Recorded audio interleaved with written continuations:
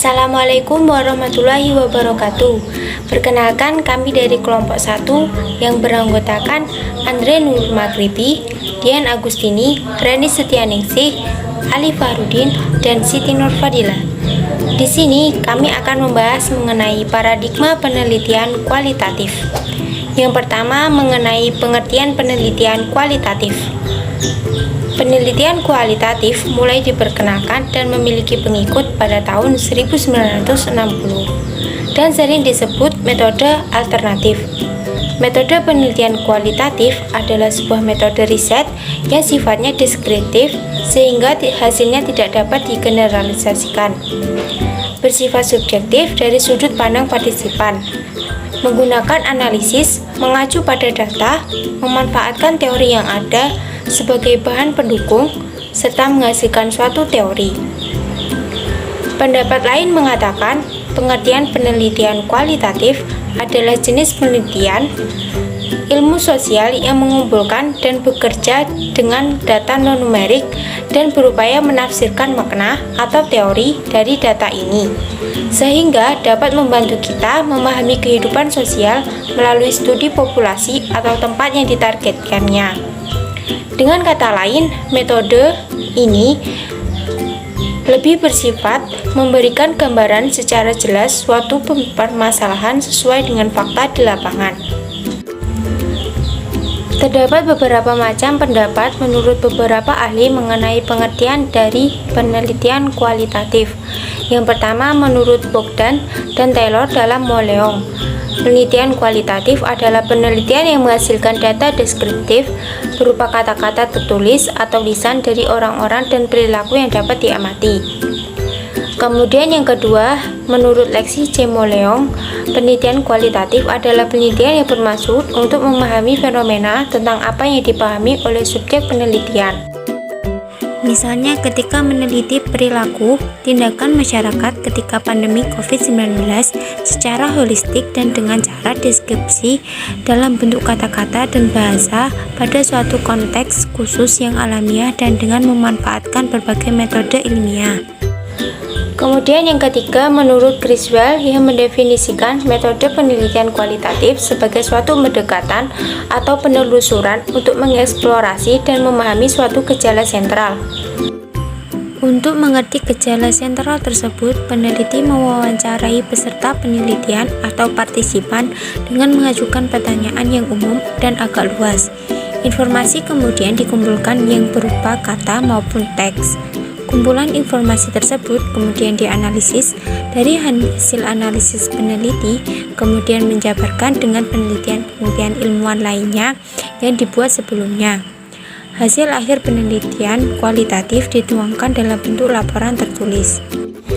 Kemudian yang keempat, menurut Saryono, penelitian kualitatif adalah penelitian yang digunakan untuk menyelidiki, menemukan, menggambarkan, dan menjelaskan kualitas atau keistimewaan dari pengaruh sosial yang tidak dapat dijelaskan, diukur, atau digambarkan melalui pendekatan kuantitatif. Kemudian yang kelima, menurut Sugiono, metode penelitian kualitatif adalah metode penelitian yang berlandaskan pada filsafat positivisme digunakan untuk meneliti pada kondisi objek yang alamiah. Maksud dari alamiah di sini yaitu kita harus memandang sesuatu itu apa adanya. Misalnya ketika kita turun ke lapangan meneliti tentang keadaan sungai di sekitar daerah yang penuh dengan sampah plastik, maka kita tidak boleh bertendensi untuk mendeskripsikan yang ada di lapangan sesuai dengan pikiran atau teori kita. Kita harus mendeskripsikan apa adanya bahwa terdapat banyak sekali sampah di sungai tersebut dan banyak sekali masyarakat yang membuang sampah di sungai. Berdasarkan beberapa definisi tersebut, penelitian kualitatif adalah penelitian yang ditujukan untuk memahami fenomena sosial dari sudut pandang partisipan untuk mengetahui kondisi alamiah dan menemukan makna dari kondisi tersebut. Selanjutnya akan disampaikan oleh Dian Agustini. Saya akan melanjutkan materi mengenai tujuan penelitian. Setiap penelitian harus memiliki tujuan, diantaranya sebagai penemuan, yaitu penelitian dapat bertujuan untuk menemukan sesuatu yang belum pernah diketahui sebelumnya. Yang kedua, pembuktian. penelitian dapat bertujuan untuk membuktikan keraguan terhadap informasi atau pengetahuan tertentu. Yang ketiga, pengembangan, yaitu penelitian dapat juga bertujuan untuk memperdalam dan memperluas pengetahuan yang sudah ada. Nah, untuk penelitian kualitatif, tujuannya adalah menangkap arti mendalam suatu peristiwa, gejala, fakta, kejadian, atau masalah tertentu, dan bukan untuk mempelajari atau membuktikan adanya hubungan sebab akibat suatu masalah layaknya penelitian kuantitatif. Berdasarkan proses penelitian kualitatif, tujuannya adalah menemukan pola hubungan yang bersifat interaktif, menggambarkan realitas yang kompleks, memperoleh pemahaman makna, dan menemukan teori. Menurut Bogdan dan Bigland, penelitian kualitatif memiliki tujuan antara lain untuk mengembangkan konsep, menggambarkan berbagai realitas, membangun pemahaman, dan membangun teori. Selain itu, penelitian kualitatif berdasarkan kepentingannya memiliki tujuan beraneka ragam, yaitu yang pertama, apabila penelitian kualitatif dilakukan untuk kepentingan evaluasi, maka tujuannya adalah untuk melihat efektif atau tidaknya suatu program atau kebijakan. Yang kedua, apabila untuk kepentingan penelitian itu sendiri, maka tujuannya yaitu meningkatkan pemahaman atau memperbaiki teori yang ada. Yang ketiga, apabila untuk kepentingan disertasi, maka tujuannya adalah memberikan gagasan-gagasan penting yang menjadi minat dan perhatian pembaca, baik promotor maupun penguji. Dan yang terakhir adalah untuk kepentingan pribadi, yang mana tujuannya adalah untuk memenuhi hasrat pribadi agar mengerti suatu peristiwa tertentu. Di sini saya ingin menjelaskan materi tentang teori-teori dalam penelitian kualitatif dan Bundet teori. Dalam meta konsep ini terdapat 5 bagan. Yang pertama yaitu tentang pengertian dan fungsi teori menurut para ahli. Yang kedua, bentuk formulasi teori. Yang ketiga, teori substansi dan teori formal. Dan yang keempat, unsur-unsur teori. Dan yang terakhir yaitu tentang Bundet teori. Yang pertama, pengertian dan fungsi teori menurut para ahli. Menurut Shambecker, teori sebagai seperangkat proposisi yang berinteraksi secara sintaksi dan berfungsi sebagai wahana untuk meramalkan dan menjelaskan fenomena yang diamati. Yang kedua, menurut Mas Gonson, mendefinisikan teori sebagai aturan menjelaskan proposisi atas seperangkat proposisi yang berkaitan dengan beberapa fenomena alami. Yang ketiga yaitu menurut pendapat Glasser dan Starous, mendefinisikan bahwa teori dari dasar yaitu teori yang menghasilkan. Yang ketiga yaitu menurut pendapat Glasser dan Starous yang mendefinisikan bahwa teori dari dasar yaitu teori yang berasal dari data yang diperoleh secara analitis dan sistematis. Yang kedua yaitu bentuk-bentuk formulasi teori. Bentuk-bentuk formulasi teori terdapat 2 sebab yaitu yang pertama, penyajian dalam bentuk seperangkat proposisi atau secara profesional. Yang kedua yaitu dalam bentuk diskusi teoritis yang memanfaatkan kategori kontekstual dan kawasannya. Bagian yang ketiga yaitu teori substansi dan teori formal. Teori substansif adalah teori yang dikembangkan untuk keperluan substansif atau empiris dalam inkuiri suatu ilmu pengetahuan, misalnya sosiologi, antropologi, dan psikologi. Yang keempat yaitu unsur-unsur teori. Unsur-unsur teori terdapat 3, yaitu yang pertama kategori konseptual dan kawasannya. Yang kedua yaitu hipotesis. Pengertian dari hipotesis sendiri yaitu hubungan yang disimpulkan antara kelompok dan peneliti berdasarkan kategori yang dihasilkan oleh data. Yang ketiga yaitu integrasi. Integrasi teori sendiri artinya paduan unsur-unsur teori sehingga menjadi lebih bermakna dan lebih kompak. Bagian yang terakhir yaitu tentang Gondet teori. Di dalam Gondet teori ini terdapat dua subbab, yaitu yang pertama pengertian Gondet teori. Pengertian Gondet teori sendiri merupakan metode yang paling akurat digambarkan sebagai suatu metode riset, di mana teori dikembangkan dari data, bukan sebaliknya, data dikembangkan dari teori yang ada. Yang kedua yaitu tujuan dari metode Gondet teori. Tujuan dari metode Gondet teori sendiri terdapat 3 tujuan. Yang pertama, untuk merumuskan suatu teori yang didasarkan pada gagasan konseptual. Tujuan yang kedua yaitu untuk menemukan perhatian utama para peneliti dan bagaimana mereka terus mencoba untuk menyelesaikan risetnya.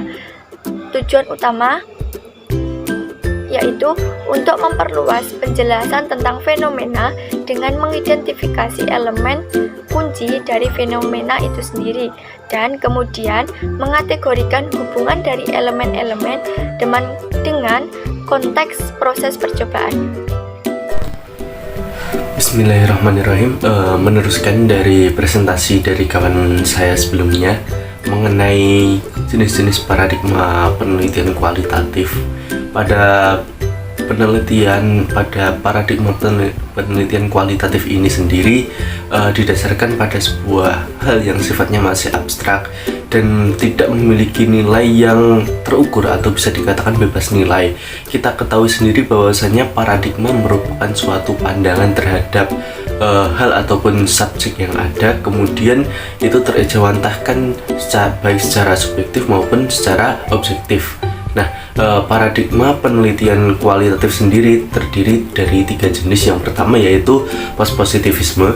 Pada paradigma yang pertama ini, peneliti dengan realitas itu bersifat interaktif. Jadi ketika seorang peneliti ingin merumuskan sebuah fakta ataupun data yang ada dari hal yang dia teliti, maka dia harus bersifat interaktif dengan realitas yang ada. Contoh misal ketika kita sedang meneliti kepada sebuah masyarakat, maka ketika seseorang menggunakan paradigma ini, dia harus melakukan hal yang sifatnya interaktif dengan masyarakat tersebut. Kemudian selain itu pada paradigma ini kebenaran masih bersifat subjektif. Jadi apa yang menjadi kebenaran dari subjek ataupun peneliti itu sendiri, maka itu akan terejawantahkan dalam data dan juga fakta yang ditemukan oleh peneliti tersebut. Kemudian bicara terkait prinsip di wilayah paradigma post-positivisme ini, paradigma ini mengarahkan pada penggunaan triangulasi atau menggunakan metode-metode yang sesuai ataupun saling hybrid dan saling mendukung antara satu dengan yang lainnya. Kemudian paradigma yang kedua yaitu paradigma konstruktivisme. Pada paradigma ini, sebuah penelitian dianggap benar ketika kenyataan merupakan hasil konstruksi dari manusia itu sendiri.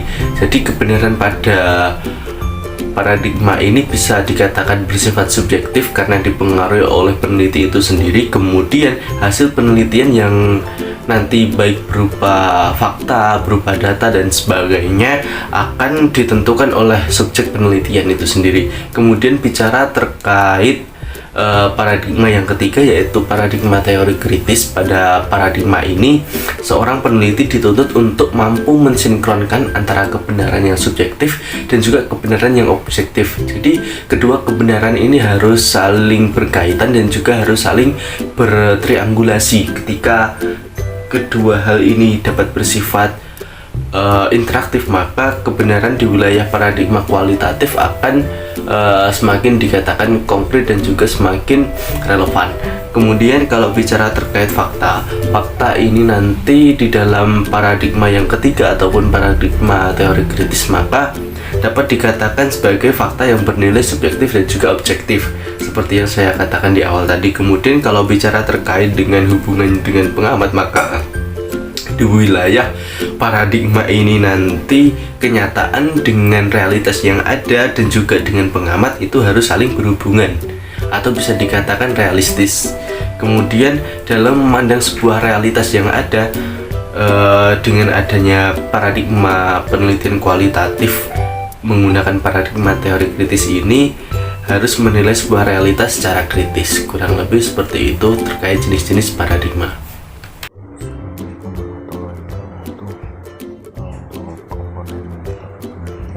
Yang pertama yaitu masalah penelitian.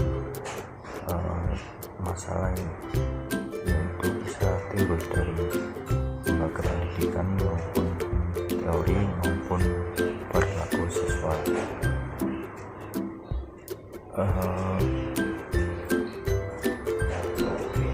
Untuk istilah lain dari masalah yaitu topik penelitian dan masalah penelitian. Yang kedua itu landasan teori. Landasan teori digunakan untuk membuat alat ukur dalam penelitian.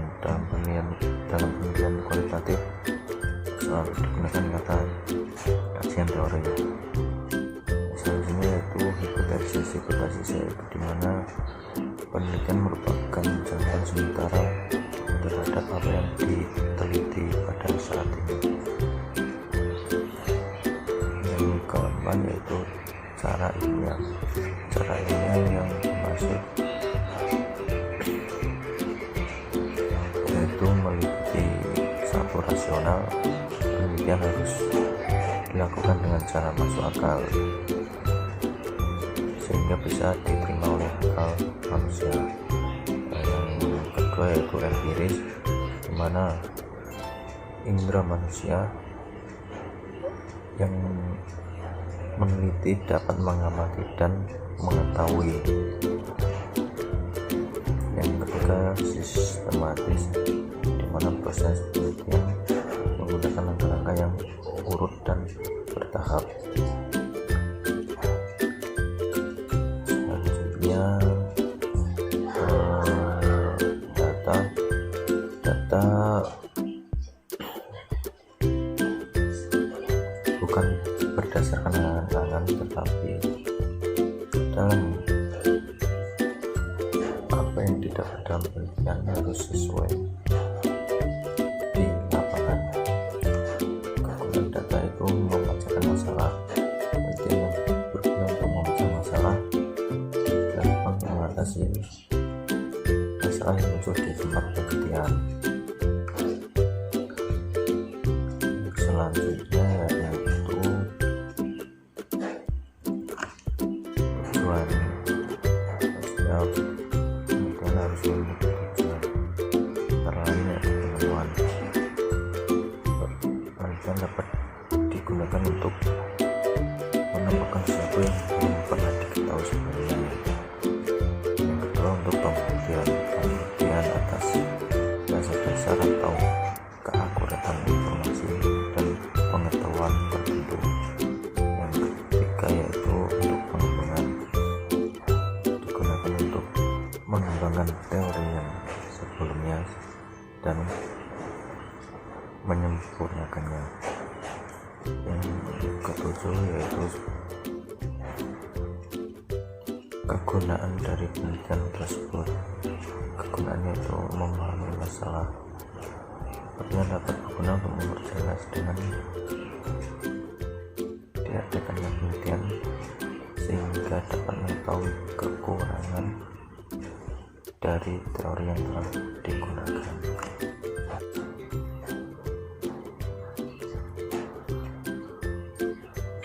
Untuk perkembangannya, penelitian kualitatif terjadi pada abad ke-19 dalam riset sosial termasuk pendidikan. Masing-masing pernah menjadi primadona pada zamannya. Penelitian kualitatif menjadi sangat dominan sebelum tahun 1940-an hingga akhir tahun 1970-an. Pada saat itu penelitian pendidikan dan ilmu sosial umumnya didominasi oleh metode kuantitatif. Mereka yakin apa yang dapat didefinisikan dan dapat dihitung. Bahkan ada anggapan bahwa penelitian yang soalnya adalah penelitian yang secara ilmiah memiliki tingkat generalitas yang tinggi. Dalam bidang evaluasi pendidikan pada saat ini muncul nama-nama seperti Edward 1958, Tom Dick 1977, dan Cradwell 1977, dan Best 1978. Metode kualitatif mulai diperkenalkan dan memiliki pengikut pada tahun 1960 dengan meyakinkan sebagai kekuatan baru yang dapat mengimbangi bahkan menjadi pesaing metode sebelumnya, yaitu kuantitatif. Dan penelitian ini menjadi primadona dari tahun 1980 sampai tahun 1990-an.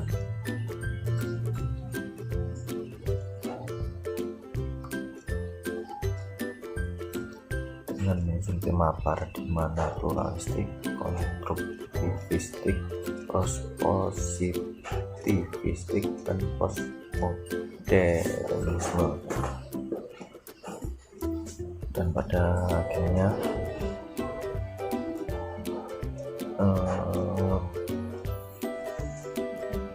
paradigma ini dapat memahami realitas sosial dunia pendidikan yang kompleks.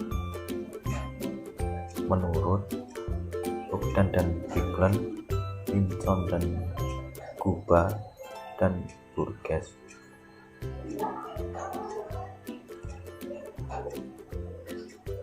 dan kedua paradigma ini saling mengendur pada tahun 1990-an dan mulai menjadi seimbang.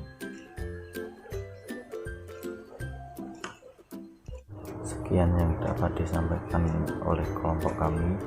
Apabila ada kesalahan mohon dimaafkan, dan bila ada yang perlu dibenahi silakan nanti bisa diskusi. Terima kasih. Wassalamualaikum warahmatullahi wabarakatuh.